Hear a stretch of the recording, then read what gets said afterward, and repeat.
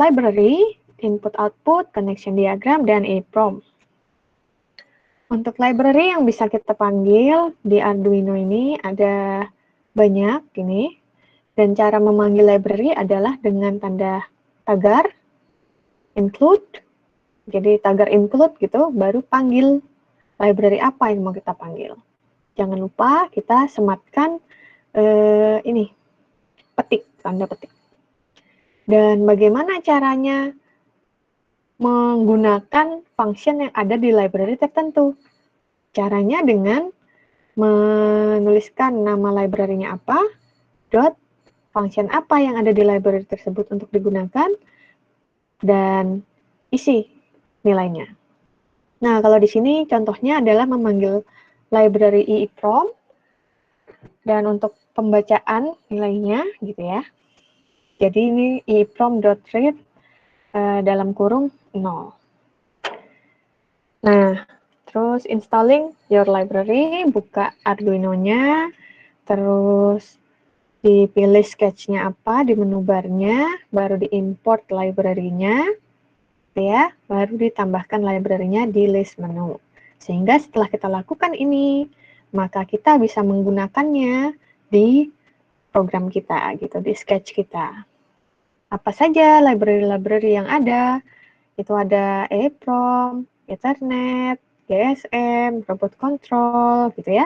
Stepper motor juga ada sudah. Seperti ini kira-kiranya. Nah, ini adalah untuk digital and analog input output. Bagaimana kita mengakses digital dan analog output ataupun analog input gitu ya. Kita tinggal memanggilnya dengan format pin mode dalam kurung pin, mode. Dan pin mode ini biasanya membutuhkan dua parameter. Dua parameter ini menentukan interface digital, jadi status digitalnya dia, 0 atau 1, seperti itu. Dan ini ada 3 nilai yang dapat di-input di pin mode ini.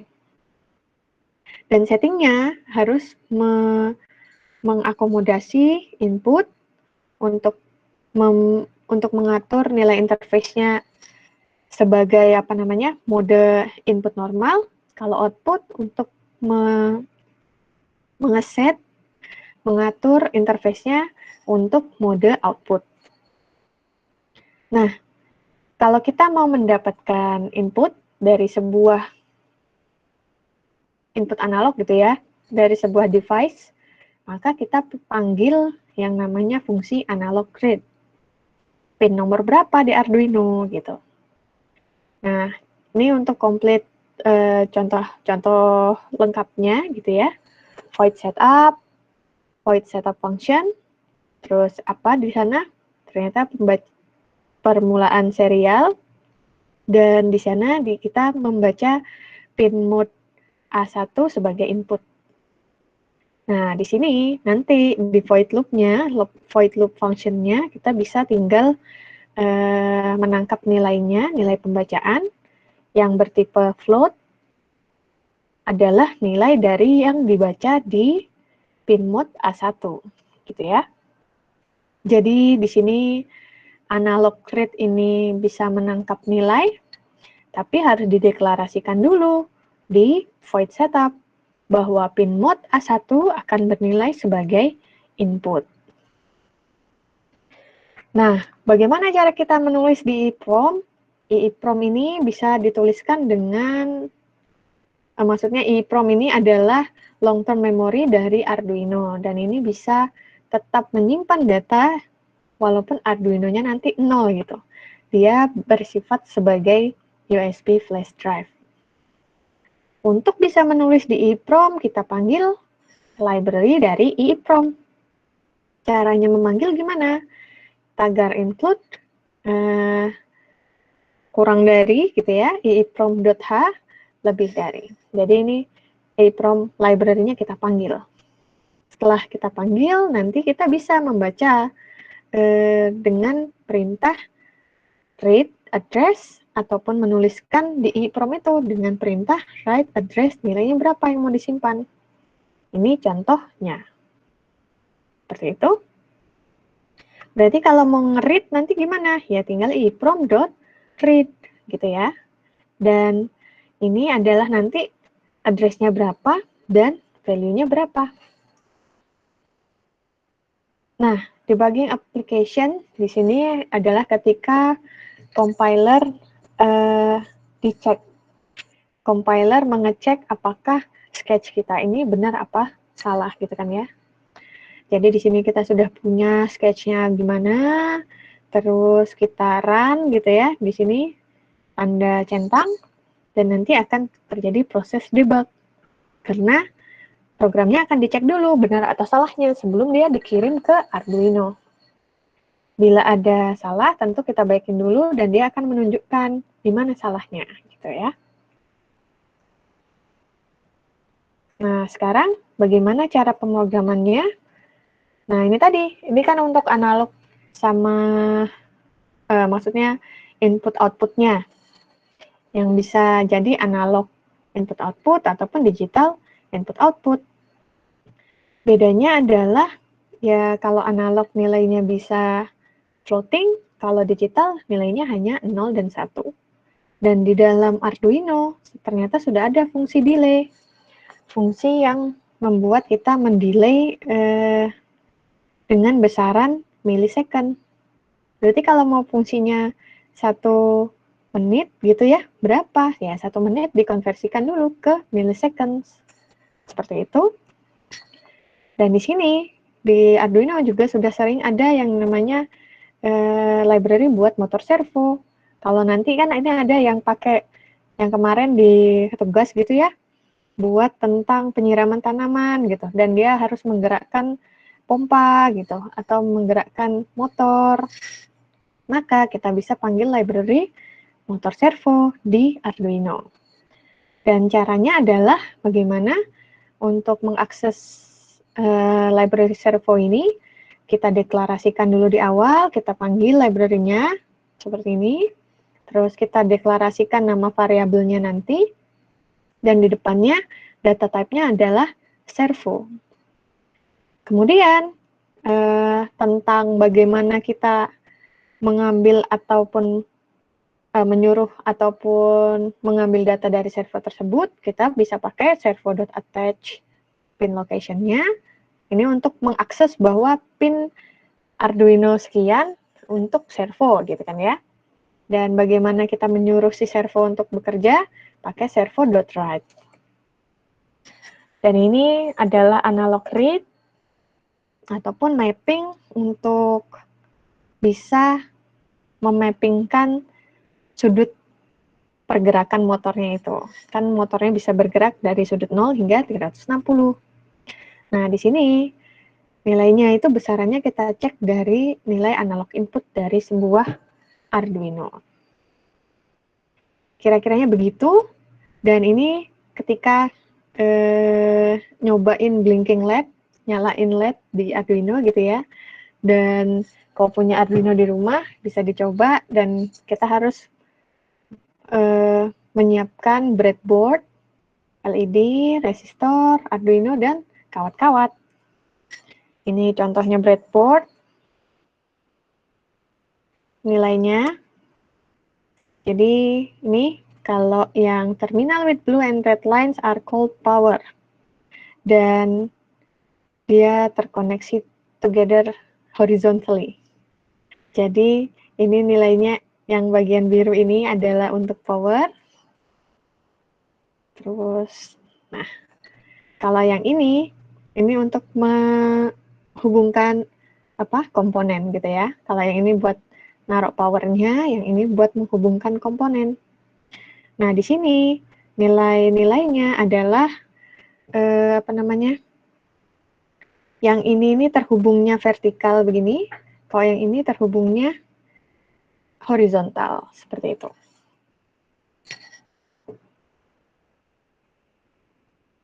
Nah, ini contohnya kalau mau blinking LED. Jadi nanti kita akan buat di breadboard itu seperti ini, karena ini tadi kan berhubungan ya, yang secara vertikal. Jadi yang diperlukan untuk menyalakan komponen hardware-nya nanti itu adalah LED dan resistor. Dan dihubungkan dengan pin ini ground dari Arduino dan VCC-nya dari Arduino. Nanti program kita itu harus membuat LED ini menyala kelap-kelip seperti itu. Nah, ini adalah dimana kita merepresentasikannya dalam sebuah source code. Karena kita akan hanya satu LED kan gitu ya. Maka yang dideklarasikan adalah satu variabel LED pin. Pin berapa? Pin 13. Nah, di sini kalau di sini dia pin 13 ya, pin 13 gitu. Nah, terus di void setup function kita akan mendeklarasikan bahwa pin 13 tadi itu akan digunakan sebagai output. Maka kita gunakan pin mode gitu. Terus di loop function-nya kita akan membuat dia nyala mati gitu ya LED-nya. Maka kita menggunakan digital write LED pin, variabel LED pin-nya kita buat menyala high, dikasih delay karena harus nyala mati kan berarti ada delay ya. Delaynya berapa? 1 menit.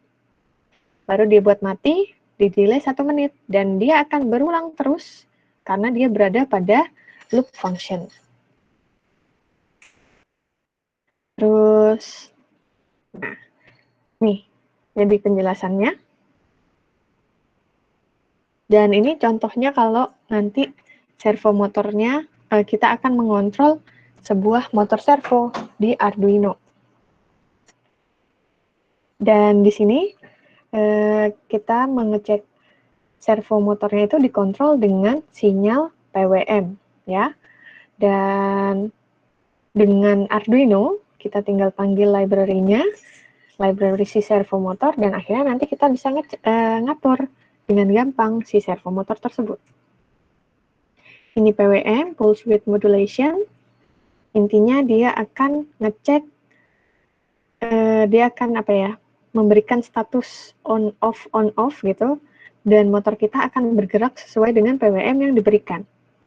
Dan PWM itu yang harus diatur di PWM adalah duty cycle-nya.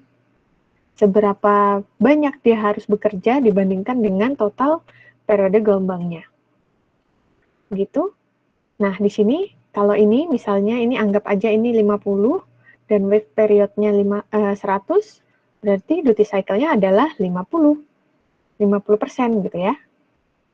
Bisa jadi kita perlunya 25% ataupun 75% seperti itu. Jadi kita tinggal mengatur PWM-nya. Ini contohnya, pin-pinnya nanti dihubungkan dengan servo motor. Dan ya, yang pertama dilakukan adalah deklarasi deklarasi library dari servo motor. Kita deklarasikan my servo ini sebagai servo motornya dan posisinya, karena kita akan ngecek posisi dari si servo motor, maka kita perlu tambahan variabel yang diperlukan, integer, sama dengan 0. Lalu ada setup function, ada loop function, dan dikerjakan seperti ini. Dan di sini, karena kita akan menggunakan servo motor ya, di pinnya si Arduino tersebut, maka tentu kita harus jelaskan di Arduino, ya kan? Inputnya nanti dipasang di pin mana, gitu. Nah, di sini caranya menetapkan posisinya di mana, itu dengan myservo.attach. 9 ini adalah lokasi pin Arduino. Dan di dalamnya maka akan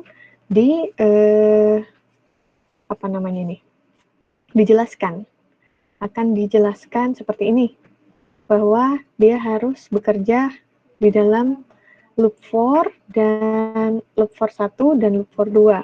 Di mana loop for 1 ketika degree-nya posisi sudut si servo itu berjalan dari 0 hingga 120. Oh, yang satunya kebalikannya. Dan di sini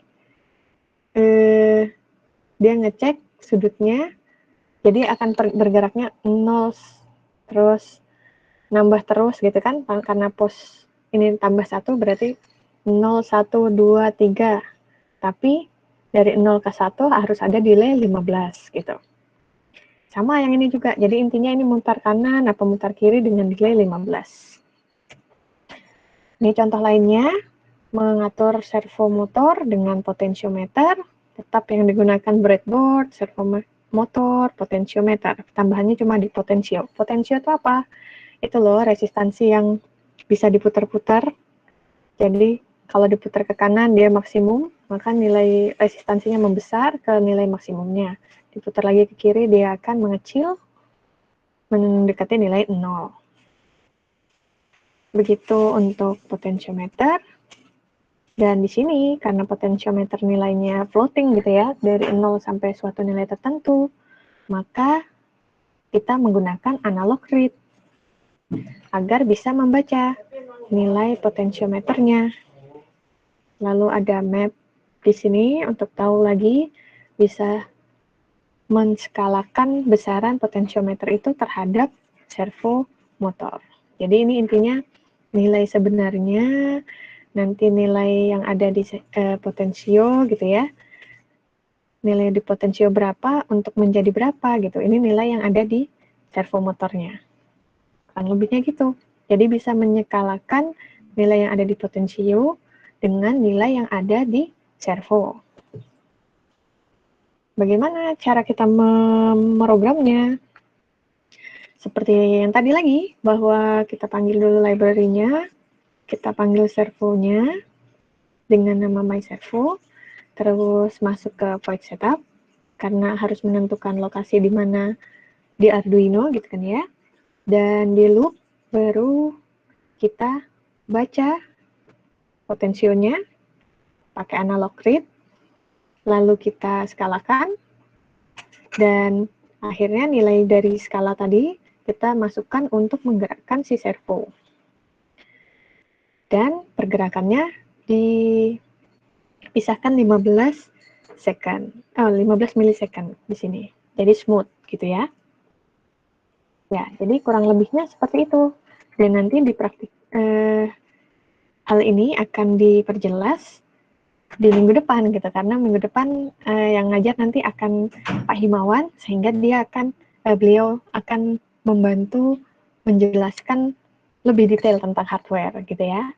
Tapi untuk source code-nya kira-kiranya ya ini saja yang akan kita panggil gitu. Nah, jadi kurang lebihnya seperti itu. Sampai di sini bagaimana? Kira-kira ada pertanyaankah?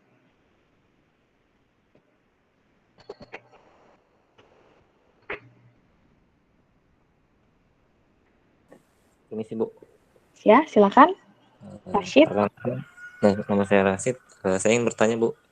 Yang pas di bagian yang terakhir tadi, yang bagian potensio, kan ada Ibu deklarasikan angka dari 0 sampai 1023. Nah, itu baru kemudian ada angka 0 sampai 120 kan itu untuk servonya, Bu. Nah, misalnya kalau kita deklarasikan 0 potensinya itu sampai 0 sampai 120, apakah boleh, Bu, disamakan dengan servonya? 0 sampai 120 itu juga boleh sebenarnya. Jadi 1023 itu adalah berapa jumlah pin yang kita pakai gitu kan ya di Arduino. Jadi 1023 itu kayak konversi nilai potensio menjadi nilai binernya gitu loh. Makanya dia 1023 karena tergantung dengan berapa bit di Arduino itu yang dipakai, berapa pinnya yang merepresentasikan 1023 tadi. Tapi sebenarnya bisa kalau mau diubah menjadi 120. Tapi 1023 itu kenapa? Karena kita makainya analog pin di Arduino kan, di mana analog pin itu kapasitasnya adalah 0 hingga 1023 gitu, Rashid. Makanya kenapa di situ 1023? Karena di Arduino, ketika kita mengakses analog pin, nilainya adalah 0 hingga 1023. Kurang lebih seperti itu. Apakah menjawab? Berarti misal semua inputan yang pakai analog tuh harus 1023 ya, Bu? Nggak harus mesti potensio. Tergantung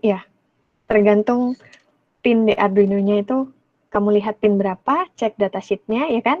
Dan di situ dilihat spesifikasinya, apakah 1023 atau bisa kurang dari itu, gitu. Baik, Bu, terima kasih. Baik, sama-sama. Ada lagi? Jadi, kalau saya mau garis bawahi, asal kita itu mengacu pada datasheet, gitu ya. Datasheet itu buat apa? Buat mengecek tiap pinnya ini kapasitasnya apa dan apa saja yang bisa dilakukan dengan pin itu. Karena ada satu pin tuh kadang tidak hanya sebagai input gitu ya, ataupun output, tapi bisa jadi dia sebagai PWM gitu. Berarti kalau kita memerlukan suatu proses yang ada PWM-nya, ya jangan pakai input yang itu gitu kan ya, cari input lain gitu. Nah, kenapa? Intinya desain-desain apapun itu, kita harus cek datasheet dari Arduino-nya itu lagi gitu, agar tahu di sini ini memainkannya dengan besaran berapa, 0 sampai 11023 tadi kah, ataukah boleh 0 sampai 120 gitu. Kenapa saya jawabnya tadi general gitu ya, karena saya belum cek benar-benar gitu pin tiap pin itu tuh spesifikasinya seperti apa, Rashid. Seperti itu. Gimana? Yang lain? Adakah yang mau bertanya? Saya Bu mau bertanya Bu. Silahkan. Ya, nama saya Fajri Maulana, NIM 0418-9. Saya mau bertanya di saving a value tadi Bu, yang sensor input, analog input kan masuknya ke my function pertama Bu. Nah di my function pertama itu dia langsung diproses atau masuk ke sebuah array kosong gitu Bu ya? Tunggu sebentar. Saving a value ya, saya cek dulu.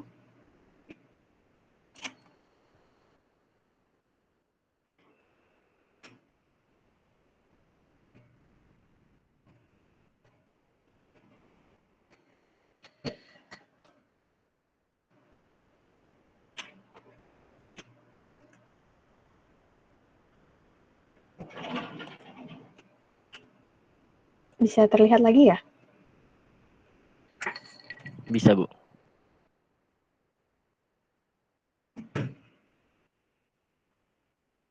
Ini sebelum ini kan ya?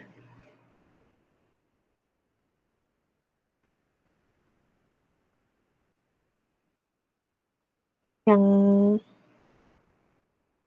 di slide 65 sepertinya Bu. Oke, nice. Iya ya, saya lupa ngasih anu ya, page. Jadinya susah kalau mau di trace. Oh, 65. 63 Bu, maaf Bu. Ini kah? Sebelumnya ya?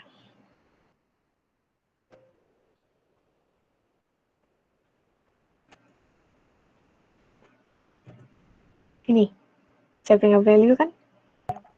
Iya Bu. Jadi gimana tadi pertanyaannya? Apakah nilai saving a value ini langsung disimpan di array atau di variabelnya gitu ya? Iya Bu. Baik.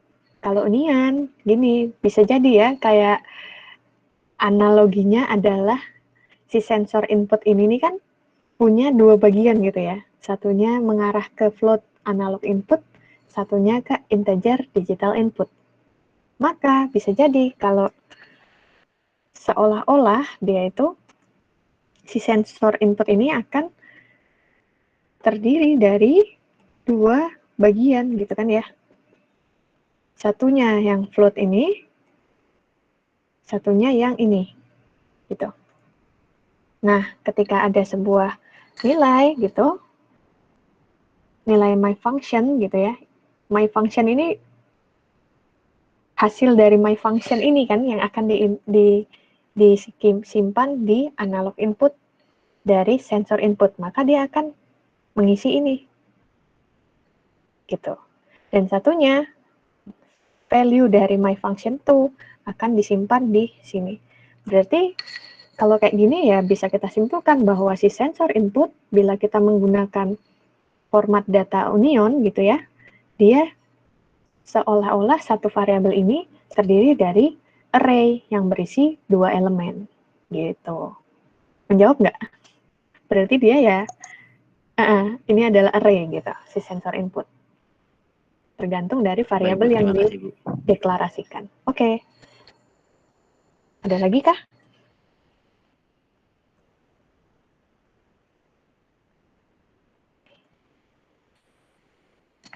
Yang menarik adalah kalian kan kemarin sudah dibagi kelompok kan ya? Sudah mulai dibagi kelompok. Kira-kira mau bikin project apa itu mulai didiskusikan saja.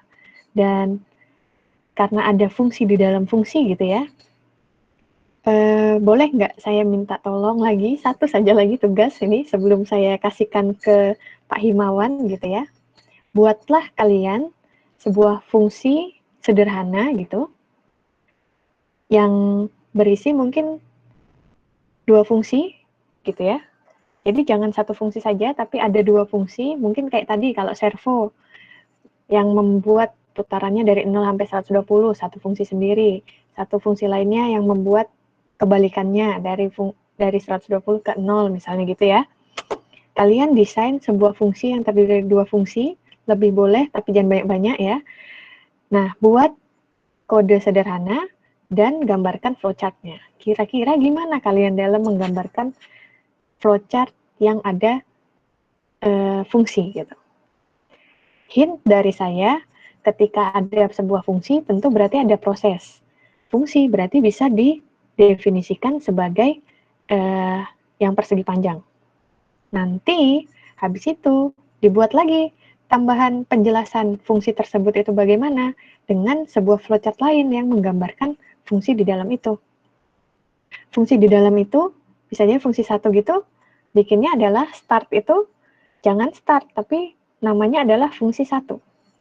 Baru gambarkanlah deklarasi variabelnya seperti apa, fungsi itu berjalannya bagaimana statementnya, baru end. Ya enggak, baru bukan end, tapi end-nya diganti dengan return value-nya dari fungsi tersebut. Jadi gitu. Jadi intinya nanti tugas kalian adalah source code 1, flowchart keseluruhannya 1, detail proses di fungsi 1, dan detail proses di fungsi 2. 4 elemen itu. Oke? Bisa ya? Jelas tidak? Buat aja proses. Oh ya, silahkan. Aku boleh diulang yang tadi dari pertama tuh. Buatlah sebuah desain flowchart, buatlah sebuah desain proses gitu ya, yang melibatkan 2 fungsi, dan 2 fungsi itu intinya sebuah proses yang melibatkan 2 fungsi. Nah, apa yang harus kalian kumpulkan di tugas kalian?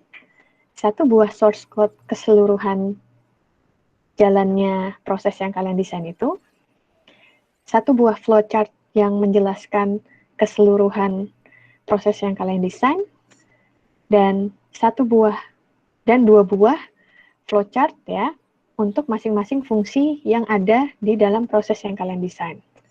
Apa perbedaan flowchart main program dengan flowchart fungsi? Flowchart main program tulisannya start dan end, ya kan? Tapi untuk flowchart fungsi, tulisan atasnya itu adalah nama fungsi dan return value-nya apa? Paham? Jadi bukan start dan end, tapi startnya diganti dengan nama fungsinya apa, end-nya adalah return value dari sebuah fungsi itu. Apa? Begitu kira-kiranya. Oh, bagus.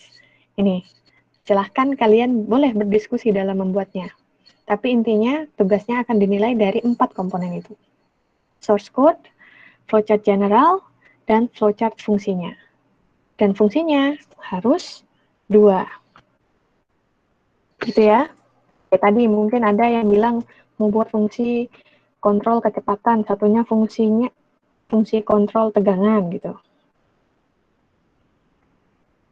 Gimana prosesnya? Atau mudahnya adalah menghitung luas dan menghitung keliling. Bisa kan? Ada 2 fungsi kan, itu berarti berbeda main programnya apa? Mungkin inputkan nilai panjang, inputkan nilai lebar. Nanti hitung keliling, hitung luas. Ya, kira-kiranya seperti itulah.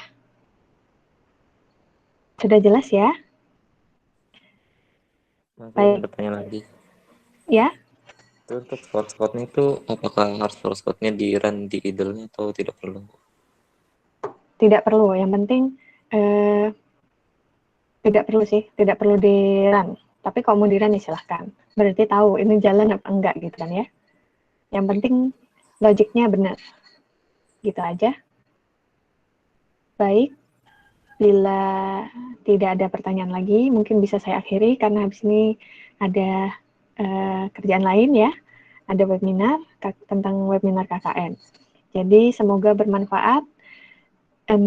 Dibaca-baca lagi memang supaya logiknya dapat, tapi saya rasa raw material yang ada di kelas ini sudah bagus, sudah banyak yang mengerti, sehingga tinggal diperdalam lagi aja. Oke, gitu saja dari saya. Semoga bermanfaat. Terima kasih telah mengikuti perkuliahan pada kali ini. Assalamualaikum warahmatullahi wabarakatuh. Waalaikumsalam warahmatullahi wabarakatuh. Banyak Bu. Waalaikumsalam warahmatullahi wabarakatuh. Baik, saya akhiri ya. Terima kasih Bu. Terima kasih banyak Bu.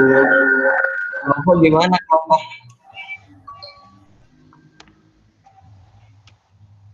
Kelompok belum ada ya?